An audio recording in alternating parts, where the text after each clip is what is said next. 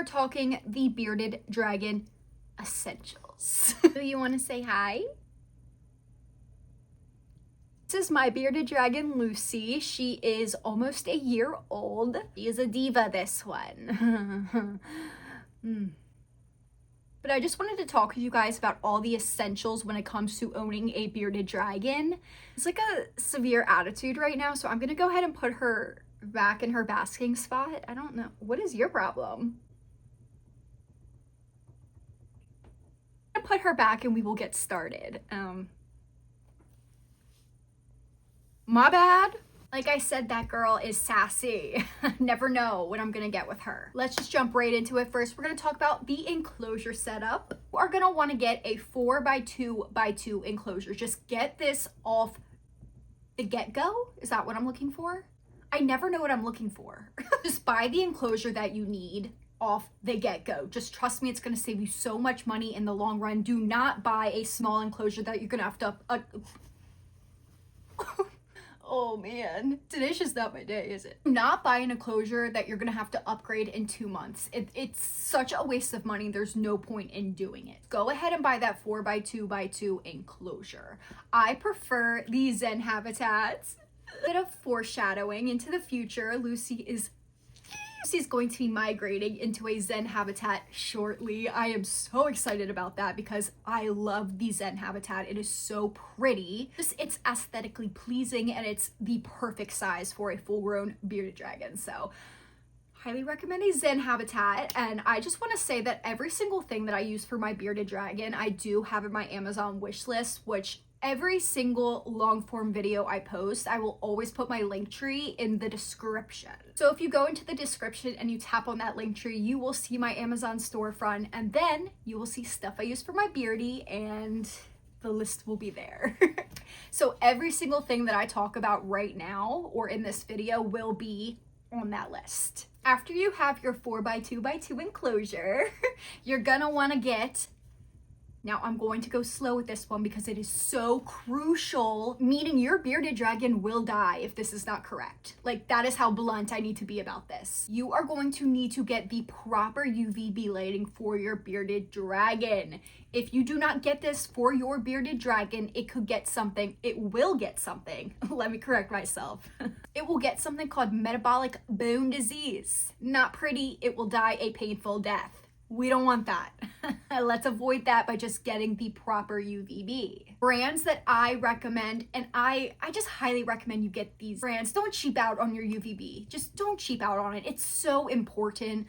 I would go for either Arcadia or ReptiSun. I personally love Arcadia. I've never had an issue with anything Arcadia. For a bearded dragon, you are looking for a 12% linear T5 UVB light. Again, this is Arcadia. Mine is, I believe, 24 watts. And you can also go the ReptiSun route with this. I personally do not have experience with ReptiSun, but a lot of other experienced bearded dragon owners have, and they say great things about it. I know things about Arcadia, so that's what I'm going to recommend to you. And yes, it's expensive, but it is so important. If you cannot afford the proper UVB, you have no business getting a bearded dragon. I'm just gonna be so honest with you. After ranting about that, we are going to get into the basking bulb and fixture.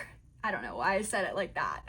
I personally have a 150 watt bulb and fixture that obviously accommodates that bulb. Paired that with a dimmer so that I can adjust the temperature of the basking area. I personally like to keep her basking area at 105 degrees. You want to either keep the basking area from 100 degrees to 110 degrees. I chose the middle, 105 degrees. Why am I so awkward with everything I do? I'm so, bless you guys for subscribing to me because,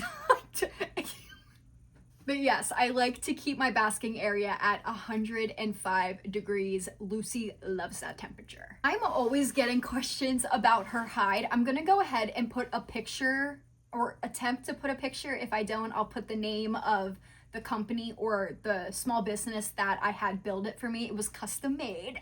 I know, bougie, right? It's fine. It only drained my entire wallet, but it was so worth it. It is so well built and it is beautiful. And then I also had her basking slate customized on Etsy. It has her name on it. I could take a picture for you, but it's a little dirty. It's a little covered in calcium, so But I have her basking slate that I got from Etsy on top of her hide that I had custom made by JM Reptiles Designs. You want that basking slate to be 10 to 12 inches away from the UVB so they are not getting burnt. That is very important. Make sure you measure that out. And I have some large rocks in there just on the cool side for her to climb around on. I found those outside actually, so those were like $0, which we love. We love free stuff.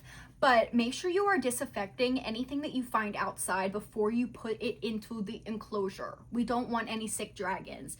I'm not gonna go into how to disinfect stuff in this video because these are the essentials, but you can look up how to do that. It's very simple, but make sure you do that before you put anything from outside in the enclosure. Very important. Also on the cool side, I have a whole other hide for her. I have that just in case she wants to get out of her warm side for obvious reasons. Maybe she wants to be cool. I don't know.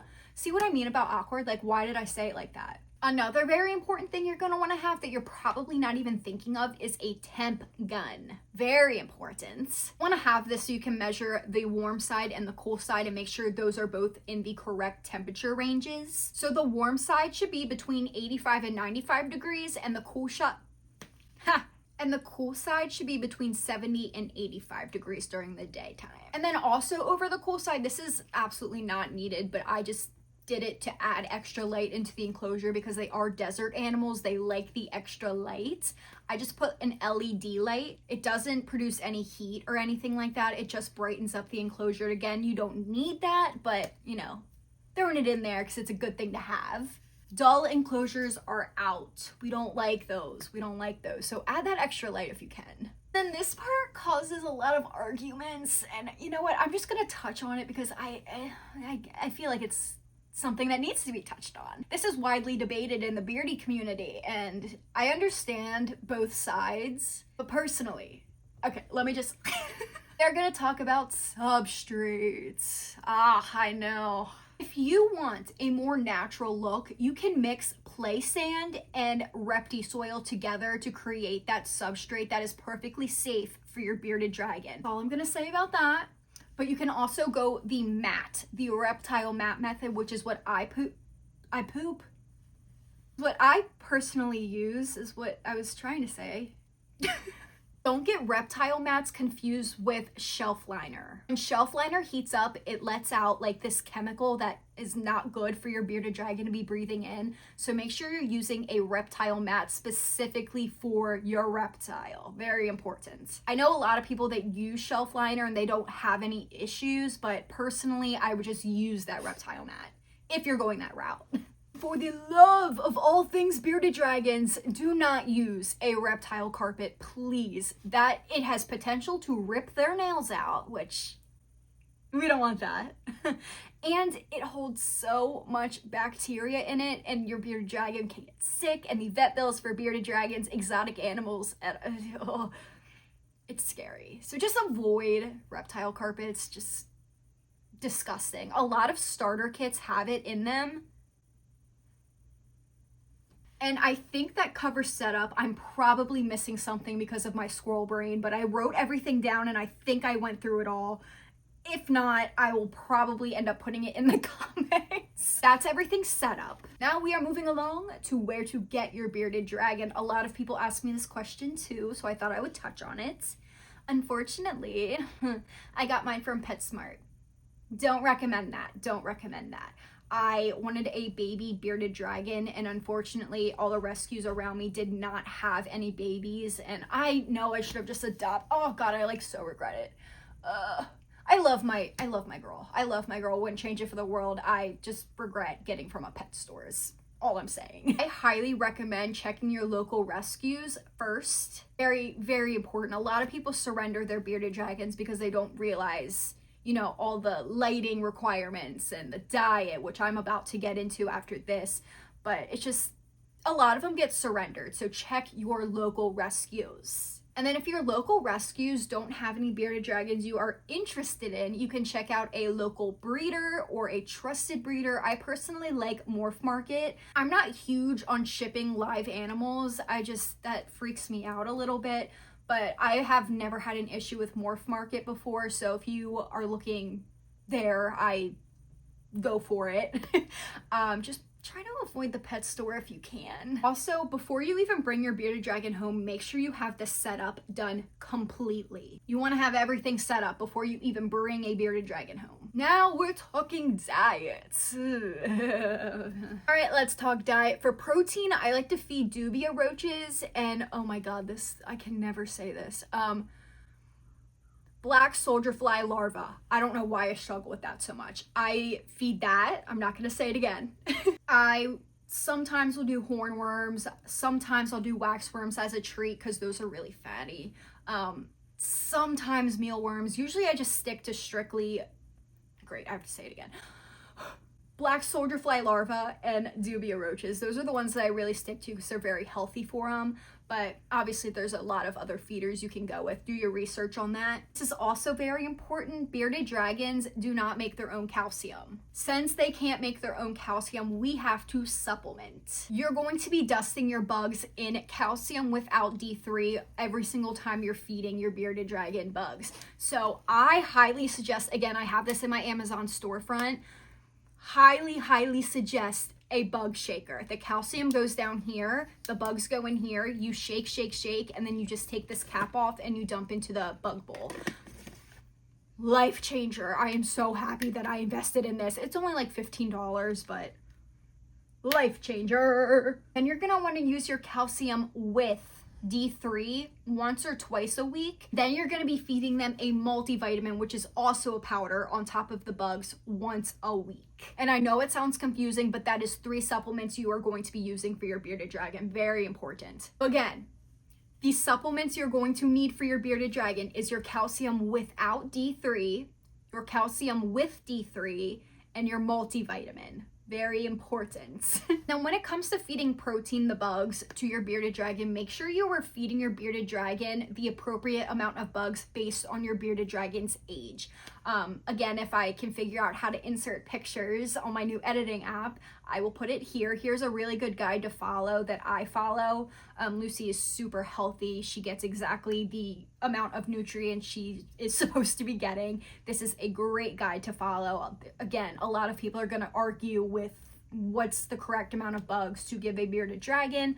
A lot of people say feed them until they're done eating bugs. Don't do that, please. Please don't do that. That's how you will end up with an obese dragon, and it is so hard for them to lose weight. So just, let's prevent it. Let's prevent obese dragons. And then lastly, when we are talking bearded dragon diet, you are going to want to feed them calcium-rich greens every single day. A little salad, if I may. What prompted me to say that?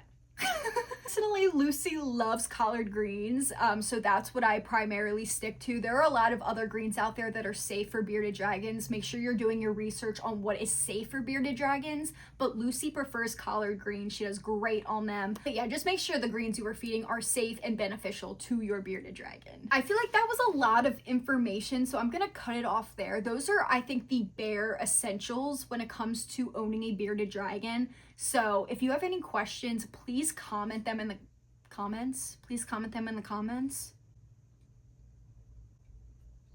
I will do my best to respond to as many as I can. Obviously, we can help each other in the comments. If there's any other videos you'd like me to do on a bearded dragon, I can absolutely do that. I can do a bonding, I can do anything like that. I am going to do a crested gecko video like this next, if you guys are interested in that.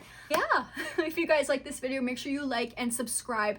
89% of you guys who watch my videos aren't subscribed, and it's driving me nuts. Hit that subscribe button, like the video, drop a comment, and we will see you guys in the next one.